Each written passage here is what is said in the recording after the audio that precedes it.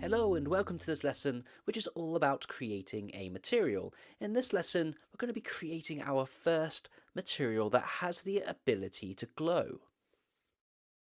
So for the start of this lesson, I just want to take a few moments to organize our blueprints folder, as we have no organization with these assets here currently. So before it gets out of hand, I'm going to create some new folders. I'm going to start by right-clicking and just creating a new folder, and I'm just going to name this Actors, so we can place our actors in here. Within this folder, I'm going to create some subfolders. So we have our level restart trigger actor, so I'm just going to create a new folder just named level triggers, and I'm also going to create another folder for our crystals, and we're going to call this collectibles.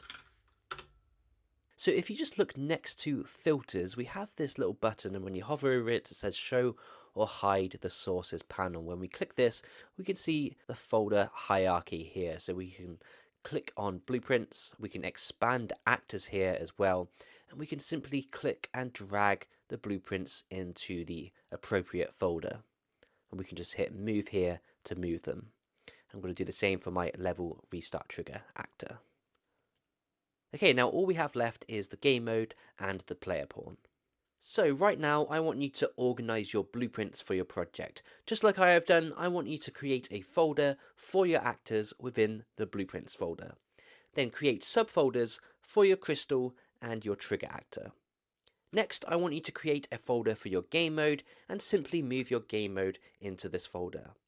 Then for the final step, create a folder named pawns and move the player pawn into this folder.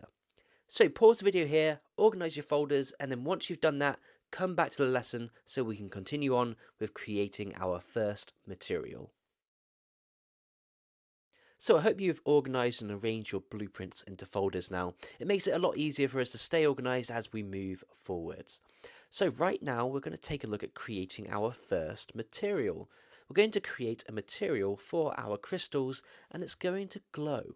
To begin this, I'm going to create a new folder, but it's not going to be inside the blueprints folder. I want it to be created underneath content. So to do this, we can right click on the content folder and we can just hit new folder. I'm just going to name this materials. Now to create a material in Unreal Engine 4, we can just right click, and we usually go to blueprint class, but underneath blueprint class we can come straight to material to create a new material. So this is going to be for our crystal. I'm just going to name it M underscore crystal. Now let's double click on this material to open it. So this is the material editor. It's node-based, just like blueprints, and it's very powerful. Unreal Engine 4 uses a physically based rendering model, which means that the materials render in a realistic way that can visualize physical properties such as how reflective a surface looks or how metallic it is. I'm providing the link to this documentation page that provides extra detail on Unreal's physical based rendering model. If you scroll further down through this page, you'll find some sliders that show you how different values can affect your materials. So in this material editor, we have these output channels that affect what the material looks like. Base color is pretty straightforward. It provides the underlying color of the material. We can provide vector values here that represent RGB values. As a result, it will allow us to change the color of the material.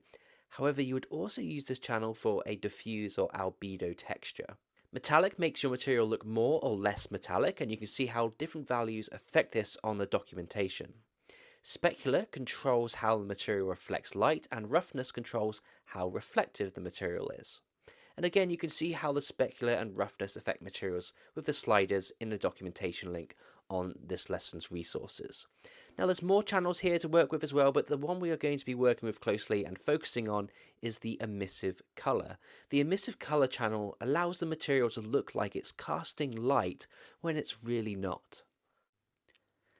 So we have the graph here on the material editor, and there's other things going on around the material editor's interface. On the right, we have this palettes panel, and this displays a list of all the expressions and functions you can make use of in the material editor. On the left, we have the material preview viewport. So this sphere is displaying the current output of our material. It's showing us a live update of what the material looks like. And if we didn't want to preview this as a sphere, we can switch between different preview shapes using these icons in the bottom right corner of the viewport. And finally, just below the preview viewport here, we have the details panel. So we have two simple goals here for the crystal material. The first goal is we want to easily be able to choose a color for the material. And the second, we want to be able to choose how much it glows. So I want you to take the first step to get us started here. Using the palette panel, find an expression called constant free vector. Then drag it on to the graph and plug it into the emissive color output. So pause here and give this a go, and then once you've finished, come back and let's resume the lesson. So on the palette panel, we can find the constant free vector node here. Now I asked you to drag it out onto the graph, but you may have noticed this number on the end of the name here. This is displaying the hotkey for this node. This is telling us that if we hold down number 3 on our keyboard and left click on the graph, it will create this node for us. So this is a constant free vector node. So a constant is just a number that is never going to change over time. But this is a constant free vector. And what this means for us is that it's going to output 3 values from this node rather than just 1.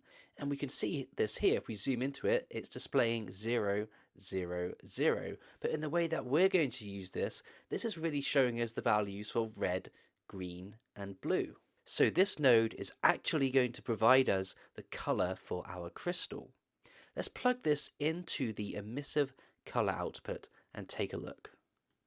So we can see the preview window updating, and it's still black after plugging this in.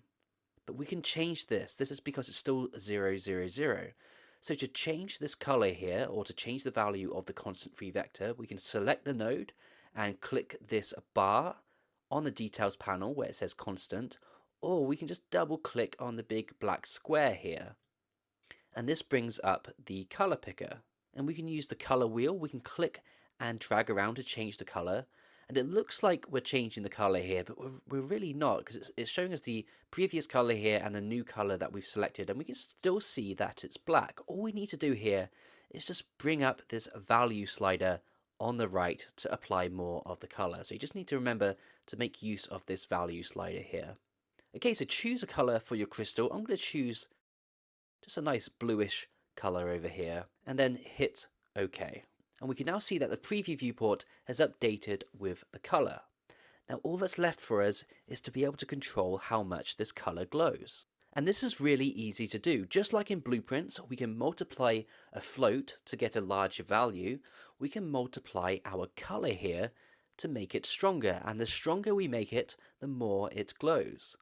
To add a multiply node, we can right click and we can search for it here. We could use the palette panel, or we can use the hotkey, and it's really simple. For multiply, you can just hold down M and you can left click to add the multiply node. Now we can drag the color into the A input of the multiply, and then we can drag the output of the multiply into the emissive color. Now we're multiplying it by the value of 1 we can see here. So currently we're not adding any strength to it. With the multiply node selected, we can see on the details panel we can change the value of 1 here. If we change it to 5, we're going to get a stronger color. And just look what happens if you set this to 120, for example. You're going to see a really bright glow out of the material. Okay, I'm going to set this back to about 5. And the final thing you need to do is just hit the apply button on the toolbar to apply the material. And this is equivalent to compiling the material. Okay, so once you've decided on the color of your crystal and how much your crystal glows, I want you to have a go at this final challenge. Apply the crystal material to the static mesh components in your crystal blueprint. Then while you're there, add a point light component to the blueprint. And with the component selected, take a look at the details panel and see if you can find where to stop it from casting shadows. So pause the video here and give this challenge a good go, and once you're ready, come back to the lesson and we can wrap this up.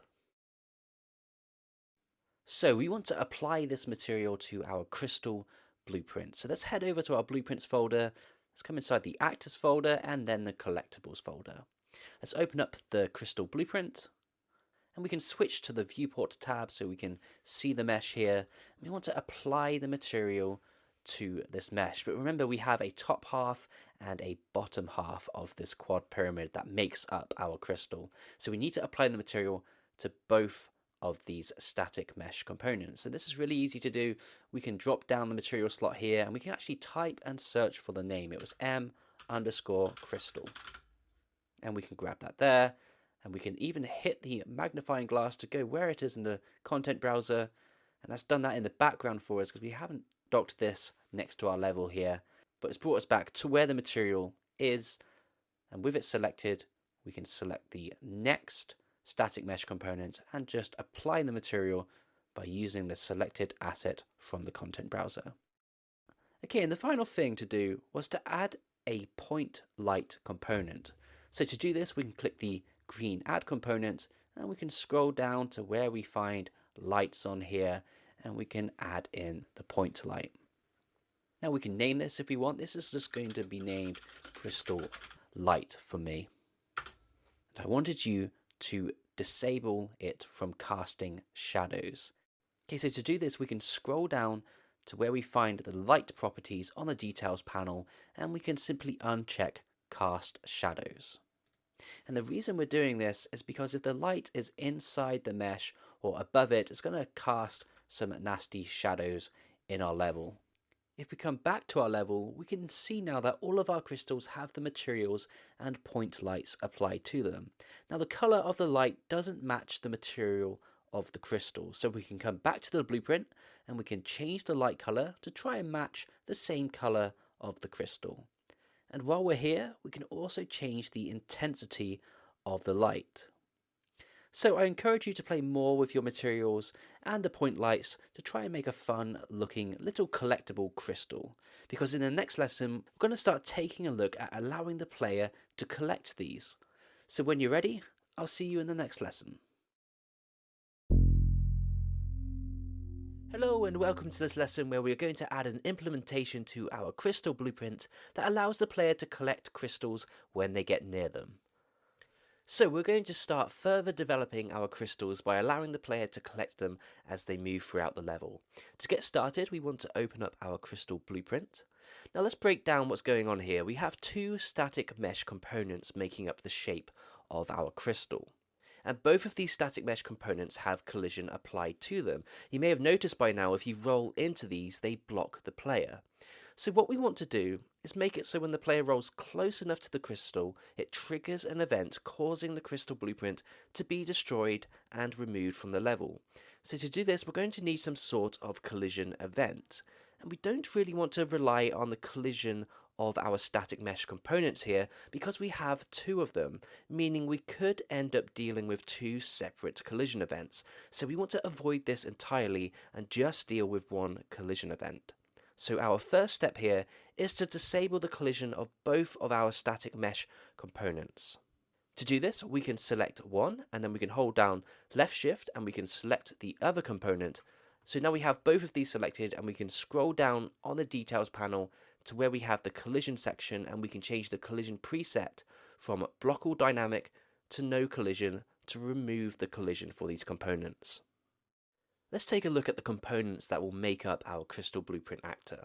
We have the static mesh components that give us the shape of the crystal, and these static mesh components also have the crystal emissive material applied to them from the previous lesson, making them glow. But even though these meshes glow, they aren't emitting light into the world, and this is why we have the point light component above it, to fake that these glowing materials are actually emitting light.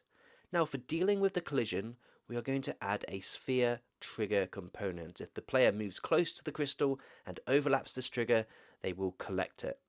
So your challenge right now is to add a sphere collision component to your crystal blueprint. And I want you to make this component the root component. So pause the video here and give this challenge a go, and then once you have your sphere collision components as the root component for your crystal blueprint, come back and resume the lesson and we can continue on. Okay, so let's add the sphere collision component to our blueprint. If we scroll down, we can find the collision section and we can choose different shapes here, and one of these shapes is a sphere. So we can select this and we can give it a simple name like collision component. And now we want to make it the root component. To do this, we can click and drag it up onto the default scene root, and now our collision component is the root component for our blueprint. With the collision component selected, we can look over onto the details panel and we can find the shape section here, and we can adjust the radius for it just by clicking and dragging this slider here. Okay, so this is all we need to do with our components here. Let's switch over to the event graph for some visual coding. Let's start by removing the event begin play and also the event tick. So we just have this event actor begin overlap here. So this is the only event we need, and this is going to fire whenever any actors overlap with any of the components of our blueprint. Now remember, the only component with collision here is the collision component, because we've disabled collision on the crystal static meshes, and there's nothing that will cause a collision on the point light component. So this event begin overlap is really only going to fire when an actor enters our sphere collision component. Now remember, this other actor pin on the event returns the actor that caused the overlap. If the player caused the overlap, this pin is going to return the player pawn. So your challenge right now is to check to see if the other actor is equal to the player pawn. And if it is equal, find and call the function named destroyActor. So pause here and take your time to have a go at this. Then once you think you're ready, come back to the lesson and I will walk you through it. Okay, so to do this, we're going to drag out this other actor pin here, and we're going to check to see if it's equal to something. So to do this, we can type in the equal sign and we can grab the equal function.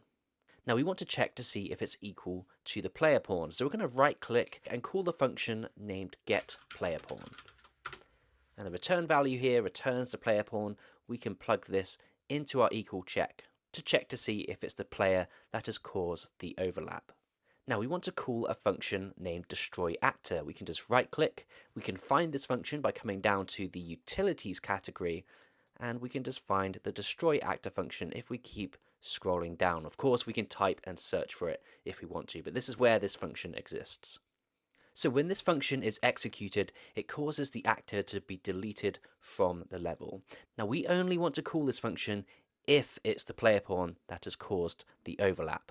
So to do this, we can grab a branch. We can hold down B and left click, and we can plug the Boolean return value from our equal check into the condition of the branch.